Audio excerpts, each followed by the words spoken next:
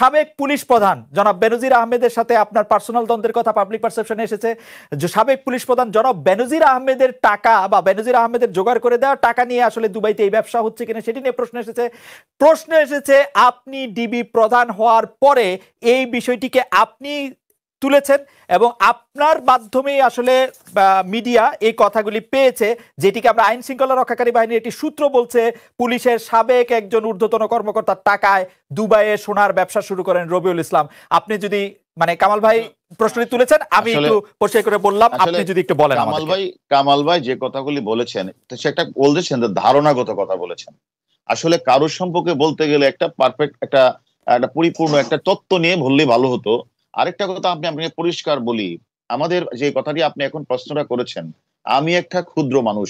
আমি যখন DC Tejgaon SP, তখন বেনজির সাহেব হলো ইন্সপেক্টর জেনারেল পুলিশ। তখন আমিও দেখেছি যে বিভিন্ন বাহির থেকে বিভিন্ন নাগরিক পেজ বিভিন্ন জায়গা থেকে তারা বলতো এটা আসলে এক ধরনের গল্প, যে গল্পটা পুলিশের সাথে পুলিশের কথা বললে বেশি মানুষ দেখবে, ভিউয়ার বেশি হবে, এই কারণে এই কথাগুলি বলে। তাহলে আমার মতো একটা ক্ষুদ্র অফিসার এসপির সাথে একজন ইন্সপেক্টর জেনারেলের কোনো দ্বন্দ্ব দ্বিমত থাকতেই পারে না। এটা সম্পূর্ণ একটা মানে একটা মিথ্যা বানোয়াট প্ররোচনা। আমি শুধু একটা কথা বলি, আইজি সাহেব আর এসপি সাহেবের মধ্যে দূরত্বটা এত বেশি যে গল্প বানানোর জন্য এটা আসলে উপযুক্ত গল্প না। কিছু না থাকলে সেটা উপযুক্ত গল্প না, উপযুক্ত গল্প না। তারপরেও যারা এটা বলেন তারা কিন্তু না বুঝে না জেনেই বলেন। আমার সাথে যে আমাদের যে ইন্সপেক্টর জেনারেল পুলিশ ছিলেন, উনার আমলেই আমি জয়েন্ট কমিশনার ডিবি হয়েছি, উনার আমলেই আমি ডিআইজি হয়েছি এবং ডিবির এডিশনাল কমিশনার ডিবি হয়েছি। তাহলে উনার সাথে আমার কোনো বিষয়ে যদি কোনো দ্বিমত থাকতো তাহলে কোনোদিন মানে একটা ইন্সপেক্টর জেনারেলের ক্ষমতা অনেক, আপনি জানেন, সেখানে আমি এতগুলি মানে আমি এত মানে পদোন্নতি পেতাম না। আসলে ছোট্ট করে একটু বলতে পারি, এমন কি হতে পারে ব্রাদার যে আপনি আসলে ইন্সপেক্টর জেনারেল অফ পুলিশের চেয়েও আরো অনেক বড় লোকের না এই ধরনের ক্ষমতা আমি ইউজ করি না বলেই আমি এখন সারা বাংলাদেশে যে আমি কাজ করি, আমার কাছে একদম ক্ষেতের কৃষক থেকে মজুর থেকে শুরু করে সবাই আমার কাছে আসে। আমি সকলের সাথেই কথা বলি এবং আপনি যেখানেই যাবেন ঢাকা শহরে, আমাদের যদি স্বরাষ্ট্রমন্ত্রী মহোদয়ের সাথে কথা বলেন, যেখানেই বলেন সেখানে মানুষ বলে এবং আমার এই কাজটা ডিবিকে দেন, হারুনকে দেন, অর্থাৎ আমরা একটা আস্থার জায়গায় পরিণত হয়েছে ডিবি। আমরা সেই কারণে আমরা কাজগুলি করি। আরেকটি কথা আপনি বলেছেন যে এই যে ঘটনাটা আরাফ খানের ঘটনাটি এসেছে, এটা কি আরাফ খান যে হত্যা মামলার আসামি না? এটা কি সঠিক না? আরাফ খান যে দেশ থেকে পালে ইন্ডিয়ান পাসপোর্ট, এটা কি সত্য না? আরাফ খান যে স্বর্ণের দোকান উদ্বোধন করার জন্য যে ডাকডোল পিটাচ্ছেন, এটা কি সত্য না? তাহলে এটা যদি আমি শেষ করি, এটা যদি সত্য হয়ে থাকে তাহলে এইটা আজকে যে কথাটা এসেছে, আরাফ খান নিজেই তো বলছে যে আমার অফিসে একটা পুলিশ অফিসার মৃত্যু হয়েছে, সেটি স্বীকার করছে। না সেটি ঠিক আছে, কিন্তু আমরা হচ্ছে ওই জায়গাটা যেতে চাইছিলাম যেটা আসলে কামাল ভাইয়ের কথা থেকে আপনি যদি ছোট করে বলতেন, আমরা আবার কামাল ভাইয়ের কাছে যাব যে এইটার মধ্যে যে পুলিশ অফিসারের কথা আইন শৃঙ্খলা বাহিনীর সূত্র দিয়ে পত্রিকা বলছে, সেই সম্পর্কে আপনার মতামত কি? বেনজির সাহেব ব্যাপারটা আপনি পরিষ্কার করেছেন যে আপনার না আমি বেনজির সাহেবের সাথে আমার সম্পর্ক চমৎকার, কোনো দ্বিমত নেই।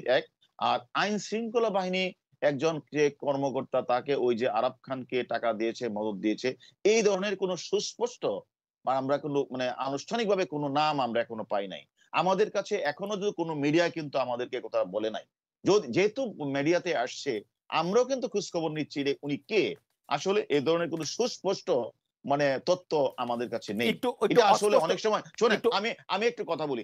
আজকেও আমি দেখেছি যে ওই মানে নাগরিক পেজের মধ্যে বলা আছে যে হারুন সাহেবের সাথে ওনার ভাগাভাগি কথা বলেছে। আসলে দেখেন, আজকে স্বর্ণের ব্যবসা হলো দুবাই, সেখানে আমাদের কাজটি হচ্ছে কোন একটা হত্যা মামলা ঘটে চার্জশিট হওয়ার পরে আমাদের কাছে যে অনেকগুলি ওয়ারেন্ট আছে, এই আসামির খোঁজ খবর নেওয়া আমাদের কাজ। আমরা যেহেতু তার তথ্যটা পেয়ে গিয়েছি, সেই কারণে আমরা আরো বেশি করে খোঁজ খবর নিচ্ছি, মিডিয়াও তো খোঁজ খবর নিচ্ছে। না ফ্যান্টাস্টিক। আপনি সুস্পষ্ট তথ্য নাই, আপনি কি এক কথায় দুই কথায় অস্পষ্ট তথ্য কি কিছু আমাদেরকে দিবেন, কোনো ইঙ্গিত, কোনো কিছু সেই ঊর্ধ্বতন পুলিশ কর্মকর্তা? আমরা এখনো এই ধরনের কোনো সুস্পষ্ট তথ্য আমাদের কাছে নেই। এটা যারা বলেন তারা হলো এটাকে রং লাগানোর জন্য এটাকে একটা মানে নিউজ করার জন্য বলার জন্য বলে, না হলে বলুক তারা, যারা ওকে এই নিউজটি করেছেন তারা আমাদের কাছে গোপনে তারা বলতেই পারে, আমাদের ইন্সপেক্টর জেনারেল না পুলিশ কিন্তু আমাদের নিউজ আইজি স্যারের কাছে কিন্তু বলতে পারে, কিন্তু বলতে পারে, কিন্তু তারা গোপনে বলুক, কারণ কিন্তু যারা আমাদের তথ্যটা দিয়ে আমরা কিন্তু তাদের নামটা প্রকাশ করি না, রাইট তারা কিন্তু দেখ ব্রাদার আমার তথ্যটা, কিন্তু আমরা ব্রাদার তদন্ত করব। কিন্তু ব্রাদার এই আরাব খানের ব্যাপারটা তো পুলিশের পক্ষ থেকেই সাংবাদিকদের বলা হয়েছে, রাইট? কোনটা? এই আরাব খানি আমরা যে আসলে রবিউল ইসলাম আনুষ্ঠানিক আপন, আমি আমি আমি আমি আমি বলি, আমরা আনুষ্ঠানিকভাবে মিডিয়াতে বলার আগেই কিছু কিছু মিডিয়াতে কিন্তু আমরা পেয়েছি, আগেই অনানুষ্ঠানিকভাবে পেয়েছি। আপনারা মিডিয়াতেই বলেছেন, আগে অনানুষ্ঠানিকভাবে বলেছেন। না, এটাই তো বললাম, ওকে আমরা আনুষ্ঠানিকভাবে বলার আগে আমরা কিছু কিছু মিডিয়াতে বলা শুরু হয়েছে, সেটা আমরা দেখেছি। ওকে ঠিক তারপরে আছে। আমরা যখন আরো তথ্য নিলাম, তথ্য তখন নিয়ে যখন আমরা মিল পেলাম, তখন আমরা আনুষ্ঠানিকভাবে বললাম, হ্যাঁ আচ্ছা এই আরাব খানি হচ্ছে রবিউল ইসলাম ওরফে আপন আচ্ছা ঠিক ওরফে আছে হৃদয়। ঠিক আছে, আমরা আসছি আপনার কাছে। কামাল ভাই, এই পর্যায়ে আপনি কোনো কিছু বলার আগে, আপনার কাছে আসার আগে আপনার নিশ্চয়ই একটু বলার থাকবে আমার লার্নেড ফ্রেন্ডের বক্তব্যের পরে। আমরা একটু দর্শকদের কাছে জানতে চেয়েছিলাম যে বিতর্ক জেনেও দুবাইয়ে স্বর্ণের দোকান উদ্বোধনে সাকিব আল হাসানের যাওয়া উচিত হয়েছে বলে মনে করেন কিনা? শতকরা 27% দর্শক মনে করেন যে হ্যাঁ উচিত হয়েছে, শতকরা 73% দর্শক মনে করেন উচিত হয় নাই, 41,000 দর্শক ভোট দিয়েছেন। কামাল ভাই, আপনি যদি একটু জনাব হারুনুর রশিদের বক্তব্যের প্রেক্ষিতে একটু বলতেন।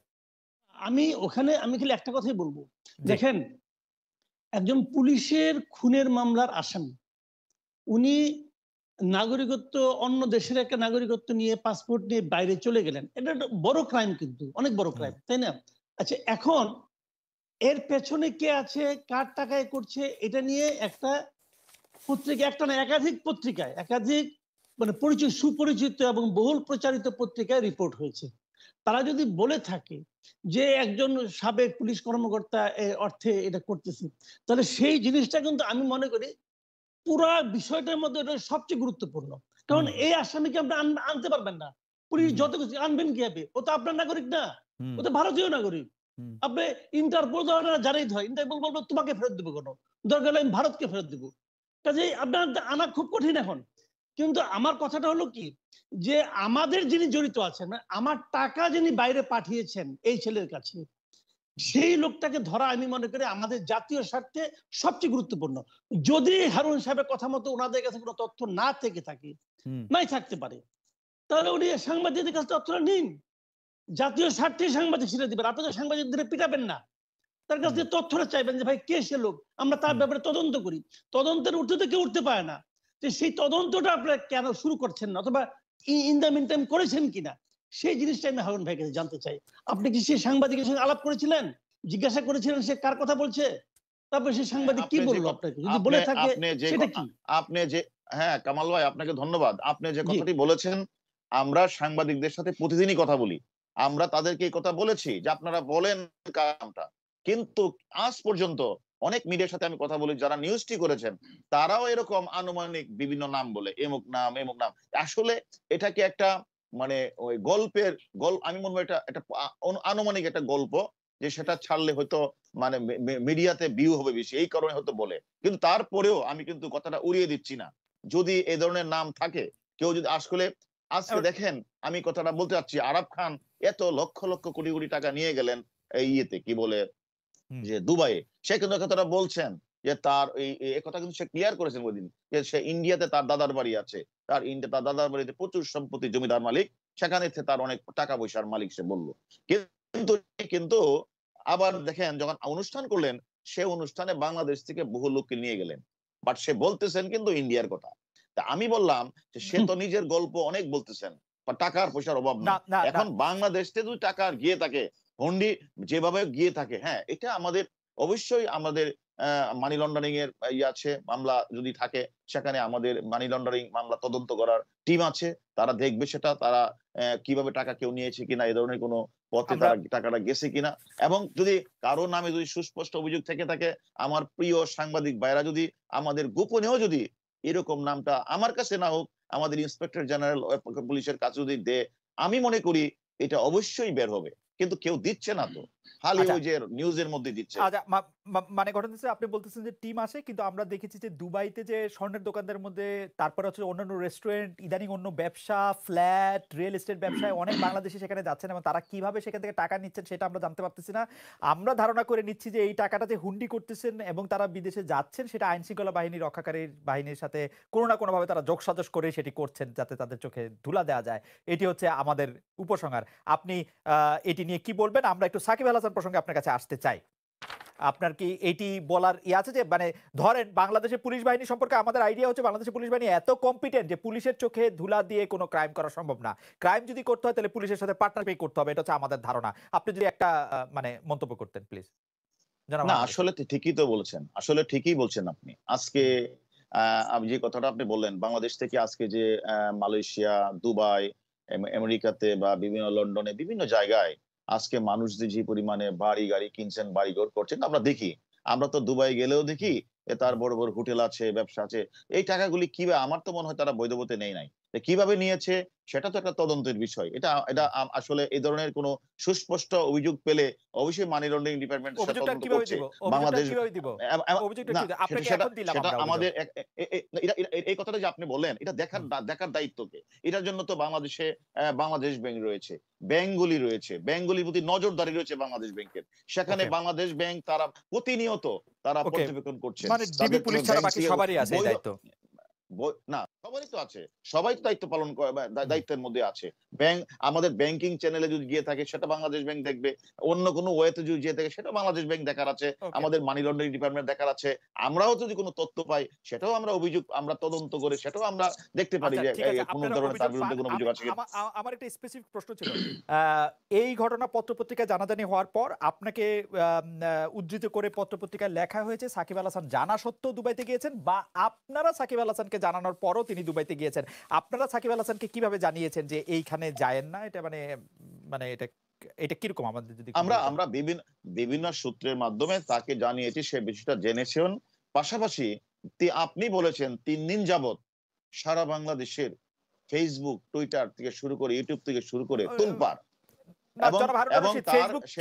তোলপাড় হোক, আমি জানতে চাইছি যে আপনি এখানে বলেছেন, আপনাকে আমি উদ্ধৃত করছি, তারা সেখানে হাজির হয়েছেন এবং জানার পরও, মানে আমরা তাদেরকে অবগত করার পর, আপনি সাকিব আল হাসানকে উদ্দেশ্য করে বলেছেন আমরা তাদেরকে অবগত করার পরও তারা দুবাই গিয়ে আরব খানে, আপনারা কি জানিয়েছেন? মানে তাকে জানিয়েছেন কিনা?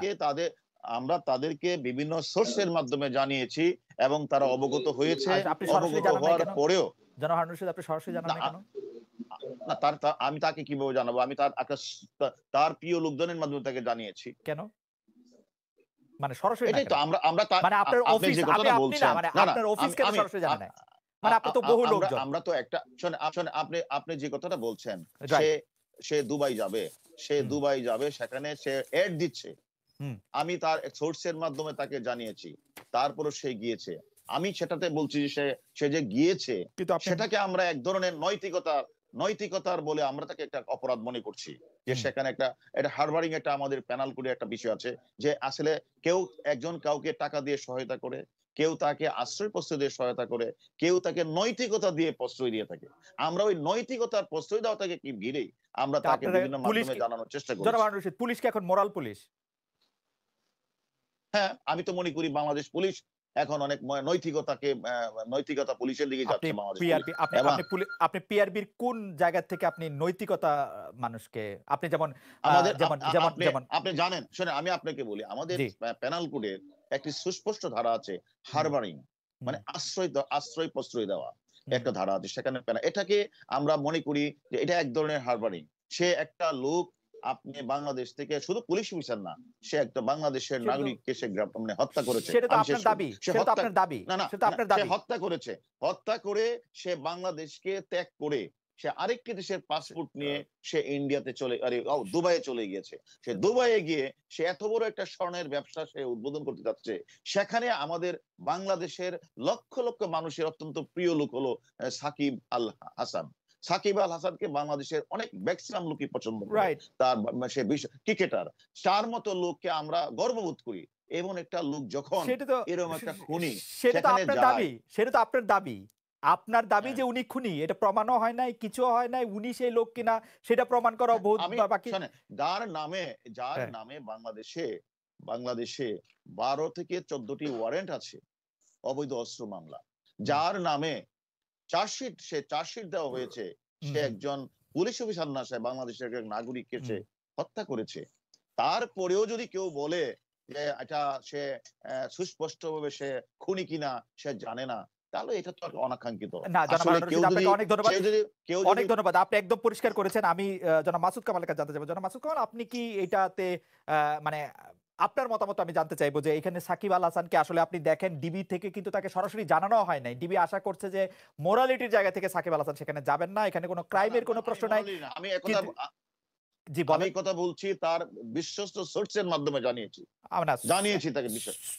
সোর্স ডাজন্ট কাউন্ট হারুন ভাই, কারণ সোর্সের কথা সোর্স পরে অস্বীকার করতে পারে। আমি বলতেছি হচ্ছে সরাসরি ভাবে কোনো জানানো হয় না আপনার গুড অফিস ব্যবহার করে, পরে বরং সাকিব আল হাসানকে ভিলেনাইজ করা হয়েছে, যেখানে না সোর্স বললে অস্বীকার করবে, আমি বললে তো অস্বীকার করতে, অস্বীকার যদি কেউ করে সাকিব আল হাসান বলুক সে যে একটা মার্ডার, সে খুনি, সে জানে না, কথা বলুক, সেটা এখনো পর্যন্ত 3 দিন পার হয়েছে, সেটা একবারও বলে নাই। পত্রপত্রিকা থেকে জানা, পত্রপত্রিকা সাকিব এটা নিয়ে কিছুই বলেন। আমি একটু কামাল ভাইকে শুনতে চাই, কামাল ভাই আপনি কি মনে করেন যে সাকিবকে এখানে ভিলেনাইজ করা হচ্ছে কিনা, বা এখানে কি করার উচিত ছিল? আমি এখানে একটা কথা বলি, একটা হলো আইনগত দিক, একটা হলো নৈতিক দিক। যদি আইনগত দিক হয় তাহলে সাকিব পুরো অন্যায় করেনি এই কারণে, এই ছেলে তো মানে আমাদের আদালতের রায় তাকে কিন্তু কি করা আসামি অপরাধ হিসেবে বলা হয়নি, পুলিশ চার্জশিট দিয়েছে, পুলিশ তো বিচারক না, পুলিশ তো যখন বিচার হবে তখন পুলিশ কিন্তু একটা পার্টি, তাই না? সে একটা খুনের মামলার আসামি। দেখেন, খুনের মামলার আসামির সঙ্গে লোকজন জেলখানায় দেখা করতে যায় না, চার্জশিট মুক্ত হোক, চার্জশিট তো রায় না ভাই, চার্জশিট তো রায় না, তো উনি চার্জশিট দেওয়া আসামির সঙ্গে লোক দেখা করতে যায় না। আচ্ছা, চার্জশিট না দিলেও আপনি চার্জশিট তাকে আপনি হয়তো ফাইনাল রিপোর্ট দিয়ে দিলেন, তারপরেও সে খুনি হইতে পারে, আদালতের বিচারে কিন্তু হইতে পারে। আমি একটা এক্সাম্পল দিয়ে বলি আপনাকে, সিম্পল একটা, এই যে মুনিয়া হত্যা, তারা আসামি তো আনভির, উনি আসামি না, উনি তো এখনো আসামি, ওই মামলা তো শেষ হয় নাই, উনি প্রাইম মিনিস্টারের সঙ্গে যায় নাই, দেশের বাইরে গেছে তো। তো আইনগত ভাবে আপনি এটাকে অপরাধ বলতে পারবেন না। হ্যাঁ, নৈতিক বিবেচনা, যেটা নৈতিক ভাবে দেখতে গেলে আমি মনে করি সাকিব আল হাসান ঠিক করেন নাই, 1 নম্বর।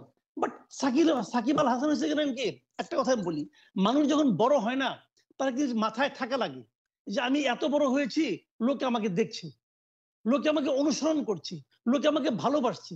এই যে মানুষের ভালোবাসার কিন্তু একটা দায় আছে, ভালোবাসার যে একটা আপনার একটা প্রতিদান দেওয়ার ব্যাপার আছে, এই জায়গাটা যদি আপনি দিতে না পারেন তাহলে আপনি বড় দেখায় আপনাকে, তখন আপনি বড় হন না। সাকিব আল হাসান হলো ওই জিনিস, উনি দেখতে পর্বতের মতো, আসলে ওই পর্যায়ে আমি একটু ডেভিলস অ্যাডভোকেট হিসেবে বলি, সেলিব্রিটিরা যদি কোনো প্রোডাক্ট এন্ডোর্সমেন্ট করে, তাহলে কি সেই প্রোডাক্টের বা সেই প্রোডাক্টের পিছনে কারা আছে সেইটার ব্যাপারে তারা বিবেচনা করবে? তাহলে তারা কোন প্রোডাক্টের অ্যাডভার্টাইজমেন্ট করতে পারবে? সফট ড্রিঙ্কসের অ্যাডভার্টাইজমেন্ট করতে পারবে, কাপড়ের অ্যাডভার্টাইজমেন্ট করতে পারবে, বসুন্ধরার অ্যাডভার্টাইজমেন্ট করতে পারবে, বা কোনো একটা আবাসনের কিসের অ্যাডভার্টাইজমেন্ট তারা করতে পারবে কোন সেলিব্রিটিরা? কারণ প্রত্যেকটা জিনিসই তো বিজনেস ইয়েতে মোটিভেটেড। আপনি খুব একটা ভালো শব্দ ইউজ করছেন, যে ডেভিলস অ্যাডভোকেট, এটা হলে ঠিক আছে। বাট এর উল্টা দিকে কথা আমি বলি আপনাকে, দেখেন একটা জিনিস, এই সাকিব আল হাসানের একটা বিজ্ঞাপন দেখলাম, সে বিজ্ঞাপনে সে